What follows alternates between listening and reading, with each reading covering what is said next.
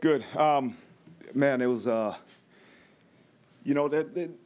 try to tell the team these wins are hard to come by, and we are so greedy and selfish, and we want it to be perfect, and that's just who we are as coaches. And I was proud of the way they battled. It wasn't perfect, man, but they battled and they battled and they responded. And, if we, as I challenge them, if we don't beat Notre Dame, man, we're a really good football team. And there was times in the first half and a couple times in the second half, penalties cost us. And if you look at the drives that didn't end well, there was a lot of self-inflicted wounds. Now, that is not to take anything from Central Michigan. I told Coach McElwain after the game, he's got a really good football team. It's going to win a lot of games in the MAC. And so I'm proud of the way our guys battled for 4 quarters. Proud of the way they really tuned out the distractions and focused on this week and this game and took care of business. And so with that, I'll open up for questions. We will start down in front on your right with John Bryce. Hey, Marcus, you played linebacker, so I'm wondering what's the cumulative effect of trying to tackle a guy like Audric Estime, especially for the full course of a game, and what does that do to energize your team, and maybe what do you think it does to dispirit the other team? Well, I mean, trust me, it's not a lot of fun tackling a guy like that.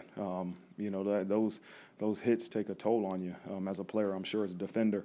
But the success we can have running the ball with Audric, with any of those running backs, again, when you can run the ball and have success running the ball, you truly open up your pass game. And so that's always been a strong belief of mine, is that the ability to run the ball will help us in the pass game, and that's what you saw today. You referenced the penalties. You encountered a little more adversity today with no Mitchell Evans, no J.D. Bertrand, no D.J. Brown, Rubio still out. What did you maybe learn more about your team today as it encountered some new? Yeah, we got to continue to develop. I mean, this is the greatest team sport in the world, and you don't know what's going to happen. You don't control what circumstances come your way. And we had some guys out, some key leaders that we have to continue to develop, those guys that are the second, the twos, and the threes, right? And so I thought they stepped up and did a good job. We have to continuously improve, right? And that's going to be something I always say. We have to continuously improve. To go back and watch the film, we'll see where those areas of improvement truly are at. But we can't have those penalties, man. We can't have them. That's not to our standard, especially the uncharacteristic, too rough in the passers, a couple holding penalties on offense, defensive PI. I think about those penalties, and great football teams don't beat themselves. And we're fortunate that we can learn from that and still have a good victory. We'll stay in the front row on your left, Jack Sobel. Marcus, I'll ask the injury question today. What's going on with Mitchell Evans? And then I don't think we saw D.J. Brown today. Is everything okay with him? Yeah, Mitch ended up having a concussion. He was in concussion protocol, so that's why he was out. And DJ, he got a tight hamstring a couple days, 2 days ago, and we just didn't think he was going to be able to be 100%, so we decided to hold him. And then, 2 touchdowns, 75 yards or more. You talked about the run game opening up the pass game. What does that deep ball success do to open up the rest of the offense? Yeah, the ability to execute on those deep balls and those open passes are huge. They're huge to having success. I think 578 yards on offense, man. That's a credit to success in the pass game and the run game. And so it's a great job by the entire offensive staff and the players. Front row on your right, Eric Hansen. Hey, Coach. You got asked about a lot of offensive line and pass rush questions this week. I'm wondering how you thought those 2 phases of the game played for you today. I'm trying to look. 578 yards on offense. We end up having, 342 passing and 236 rushing. So in order to have those type of numbers, your offensive line has to play well. If they don't play well in the pass game or the run game, your stats aren't going to look like that. And so, I obviously don't love the 2 holding calls, and we got to be better there. I didn't really get a chance to see them on replay, but the guys in the headphones said, yeah, they're holding. And so we can't hurt, we can't hurt Notre Dame, and holding penalties hurt us. But for us to have that success as an offense, the O-line played really well. Defensively, D-line, we were rolling a lot of guys, and I thought they did a good job getting some pressure on the quarterback, making him uncomfortable early. We'll go back and see the film, but that's kind of what sticks out in my mind. And then you've learned a lot about your team in the first 4 games. What's still out there maybe that you haven't learned about your team? It's to be determined. you put a lot of work in to win these games, to give your team a chance, right? I still don't know if we've seen the full potential of this team, right? And that's my challenge. My challenge to them was we got to get better this week. And the same thing as we go to next week.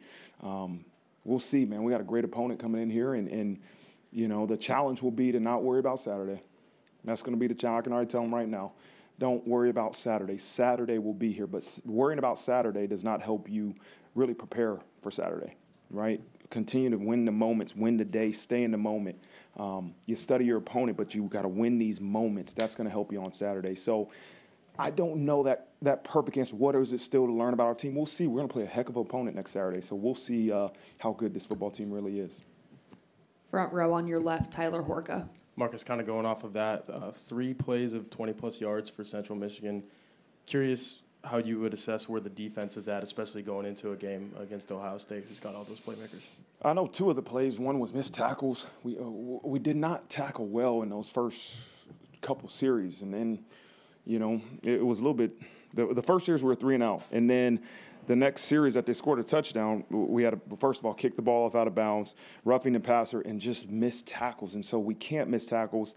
The one long pass in the second half, we're blitzing 6 guys, and we didn't get pressure, right? And so I can't get mad at the DBs. If we're bringing 6 guys, man, we have to get pressure. And so we kind of challenge those guys that if we're going to blitz you, let's get pressure so the DBs don't have to cover for longer than the amount of time we need them to. Obviously can't go a press conference without asking about Sam Hartman. He just continues to light it up. Going into that Ohio State game, you have to think that he's playing as well as he possibly can. And what does that do for a team when you've got a quarterback playing like that? Yeah. The beautiful thing about this is that if I don't know if Sam's going to come in here and interview him, but he'll tell you he's got to be better, right? He made some mistakes today that he can improve on. And, you know, the thing I think about this game for Sam is that the moment won't be too big. He's played a lot of football games. I don't know how many, but he's played a lot of football games. And so I think his mind will be in a great spot, and he knows he has to go out there and execute, go out there and do his job. And so he won't let the things that don't matter to having success affect him. Some young guys that have never been in this situation, sometimes you can let that stuff that has nothing to do with winning the game affect your preparation, affect your execution out there. And so I don't think that'll be something that Sam will let bother him. Back row, middle right, Omar Jimenez.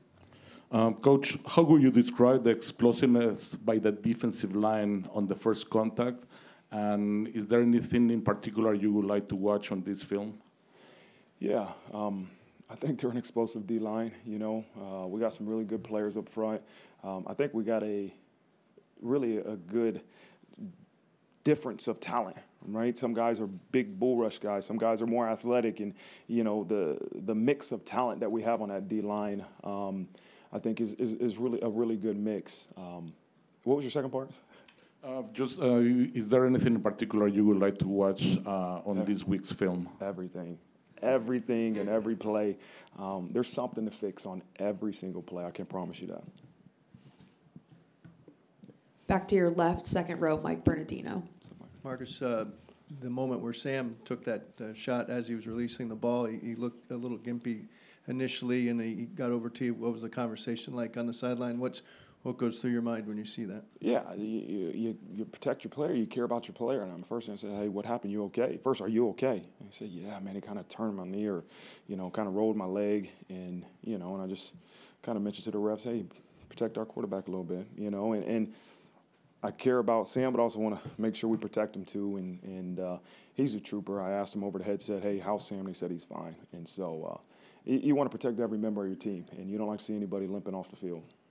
And then you mentioned the penalties several times, but can you call this team a disciplined team at this point if the penalties have been piling up like that? Yeah, I think we're a disciplined team.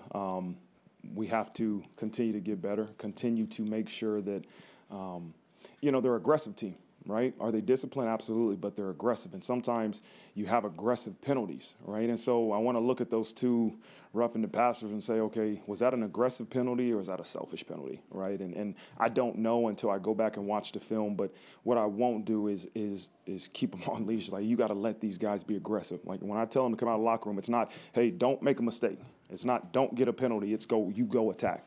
and we're trying to win the interval for 5 seconds, and you go as hard as you can. And sometimes you have penalties. Do I like to see penalties? Absolutely not.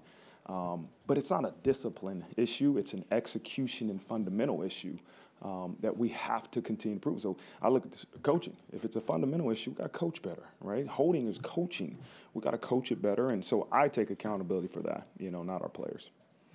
Our last question for Coach will be back row on your right, Matt Lucas. Yeah, Coach. I know we talked earlier but this week about Bertie Manuel and his athleticism that he brings to the team, but he didn't play today. So did that change the game plan? Did you guys know about it early? We knew about it right before the game. I talked to Coach McElwain right before the game, and he said that he was out.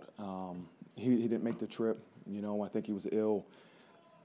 Did it truly change our game plan? No, but we had to go back and kind of watch a little bit of what the backup did. And the game plan stayed. It's too late to truly change the game plan.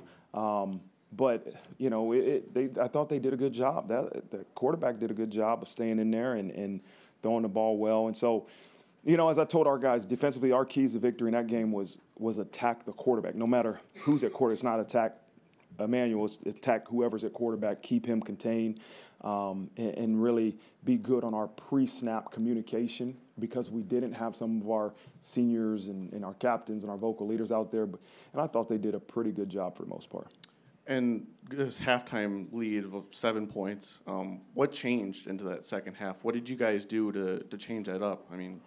23 second half. Yeah, I told them at halftime, like, if you need me to give you a rah-rah speech, that's not what this team needed. This team needed to settle down and really look at the mistakes that happened the first half and why it was a 7-point game. And so our mindset has to continue to execute. One play, one life, right? And what do I need to do to make sure I'm executing? That's what I told them. Go out there. Don't beat Notre Dame. Don't beat Notre Dame, and we're going to be just fine. And for the most part, that's what they did. Okay, thank All you right, very guys. much, Coach. Thank you.